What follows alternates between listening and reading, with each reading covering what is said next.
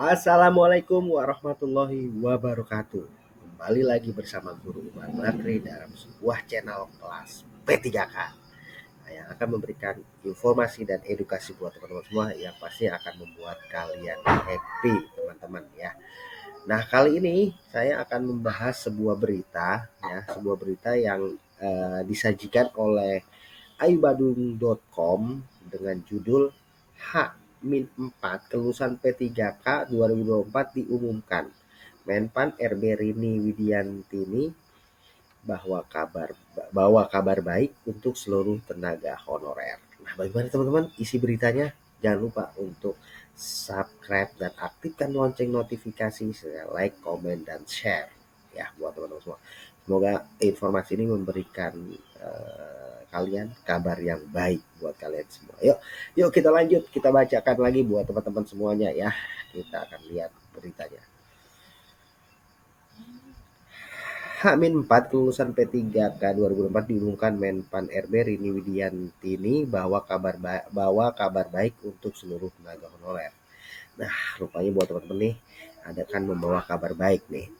Berdasarkan tim LAN, seleksi pegawai pemerintah dengan perjanjian kerja atau P3K, hasil kelulusan P3K tahap 1 akan mulai diumumkan pada tanggal 24 hingga 31 Desember 2024. Cukup ada waktu selama 7 hari ya, kalau lihat 7 hari lah buat teman-teman bisa kita bisa menanti-nanti hasil seleksi ini yang pasti yang membuat dak dikduk. Nah, buat para teman-teman yang selesai mengadakan seleksi nih buat teman-teman ya. Di sini lanjut. Jelang pengumuman kelulusan P3K tahap 1, Menteri Pendayagunaan Aparatur Negara dan Reformasi Birokrasi Menpan RB Rini Widiantini membawa kabar yang menggembirakan. Wah, pastinya yang sudah dinanti-nanti buat teman-teman semua.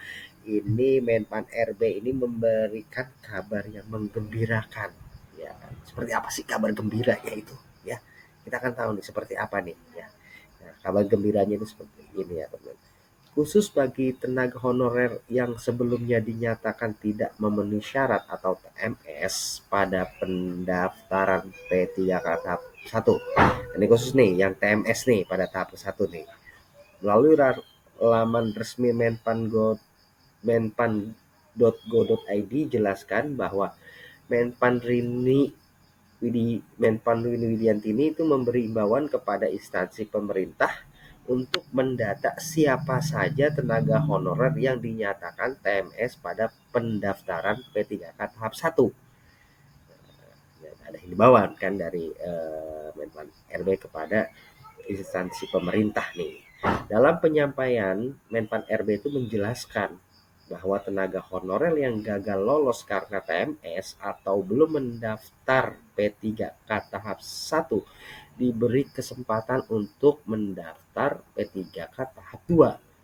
Nah, jadi teman-teman nih yang TMS atau yang belum mendaftar ini silakan untuk mendaftar di P3K tahap 2. Ya, Menpan RB meminta kepada instansi pemerintah juga nih untuk melakukan pemetaan dan mengirim daftar nama tenaga honorer yang masuk database BKN dan sebelumnya belum mendaftar atau dinyatakan TMS pada pendaftaran P3K tahap 1. Jelas kan buat teman-teman semua di sini? Instansi pemerintah harus melakukan konfirmasi dengan pihak BKN dengan menginput data honorer melalui portal resmi SSCASN paling lambat 20 Desember 2024. Nah, berarti paling lambat tuh ya. Kabar baik selanjutnya. Nah, ini jadi ada kabar baik yang tadi pertama yang itu yang TMS sama yang belum mendaftar tuh akan mengikuti tahap kedua ya. Kabar baik selanjutnya nih ya. Mengenai kabar honorer yang akan dihapus pada tahun 2025 nih ya. Pemerintah juga memastikan tidak akan ada pemutusan hubungan kerja. Nah, walaupun sudah dihapus di 2025 tidak ada lagi honorer ya kan. Pemerintah juga memastikan untuk yang P3K ini tidak akan ada pemutusan hubungan kerja, berarti tidak ada PHK nih kawan. Teman-teman semua ya, dan juga PHK di sini juga. Jadi teman-teman itu kabar yang baiknya ya. Kita lanjut lagi. Kedua, meskipun instansi pemerintah sudah tidak diperbolehkan mengangkat tenaga honorer di tahun 2025, tetapi tidak akan ada yang namanya PHK. PHK, pemutusan hubungan kerja, ini tidak ada ya teman-teman. Jadi teman-teman tidak usah khawatir. Jadi tidak ada, pemerintah sudah memastikan dan Menpan RB pun sudah memastikan seperti itu.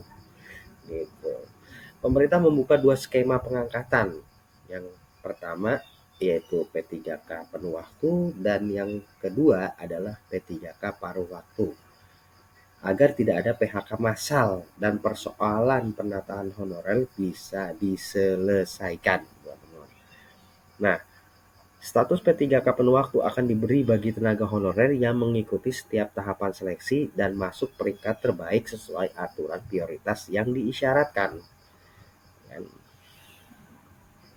Sedangkan bagi honorer yang gagal lolos seleksi P3K karena tidak mendapatkan formasi, akan diangkat jadi P3K paruh waktu.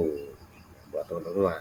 Nah, para tenaga honorer baik yang diangkat paruh waktu maupun yang penuh waktu tetap akan mendapatkan nomor induk P3K alias NIP. Ya, jadi teman-teman nggak usah khawatir. Ini kabar yang baik yang luar biasa yang disampaikan oleh Menpan RB ini ya. Semoga buat teman-teman tetap semangat. Ya, jangan lupa ya ikutin tahap kedua yang belum mengikuti seleksi atau TMS pada tahap ke-1. Ya terus dukung channel ini yang memberikan informasi dan edukasi buat kalian semua. Cara subscribe, aktifkan lonceng notifikasi, like, komen, dan share buat teman-teman semua. Ya, terima kasih karena sumber ini kita ambil dari ayubandung.com. Assalamualaikum warahmatullahi wabarakatuh.